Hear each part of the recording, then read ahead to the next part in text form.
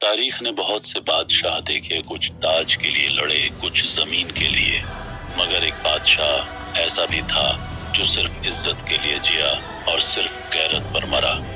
ये कहानी है शेर मैसूर टीपू सुल्तान की, जो झुका नहीं, जो बिका नहीं, और जो आज भी जिंदा है अपने खून से लिखी हुई तारीख में।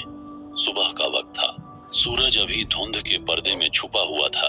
सरंगापट्टम की दीवारें खामोश थीं, लेकिन उनके पीछे एक तूफान पल रहा था। हर दरवाजा बंद था, हर सिपाही चौकस, और हर पत्थर के पीछे सिर्फ एक नाम गूंज रहा था, टीपू सुल्तान। उसके खमे में न कोई खौफ था, न कोई घबराहट, बस एक खामोशी थी, ऐसी खामोशी जो सिर्फ बहादुरों के सीने में पलती है।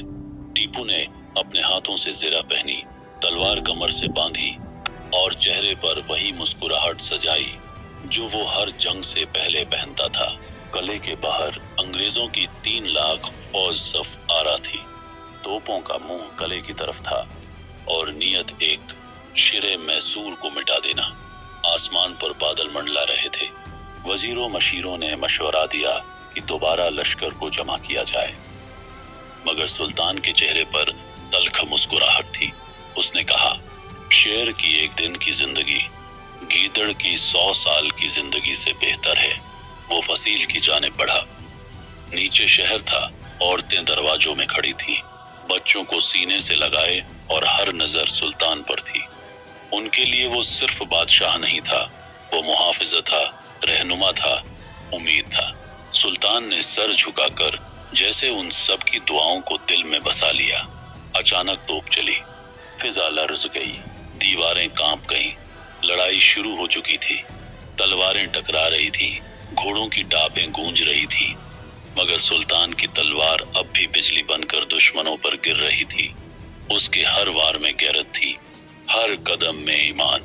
सिपाही गिरते जा रहे थे, किले के अंदर आग फैल रही थी, लाशें बिछ रही थी, मगर सुल्तान का कद झुकने को तैयार नहीं था।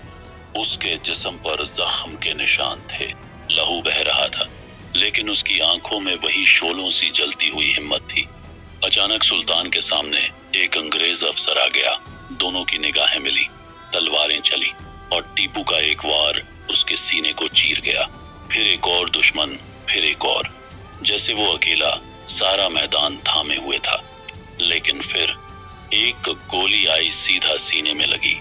सुल्तान पीछे हटा, दीवार से टिका, सांस भारी हो रही थी, मगर तलवार अब भी उसके हाथ में थी। वो जमीन पर गिरा, मगर उसकी निगाह आसमान की तरफ थी, जैसे वो रब से कह रहा हो, मैंने वादा निभा दिया।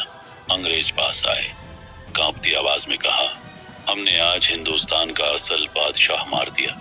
सूरज निकल आया था, गले में धुआं था, और जमीन पर एक शहीद का लहू। उसकी तलवार अब भी मिट्टी में गड्डी थी, जिस पर नक्श था, नसरून मिनल्लाह व फतहुन करीब। जमीन गवाह थी कि वो झुका नहीं, वक्त गवाह है कि वो मरा नहीं।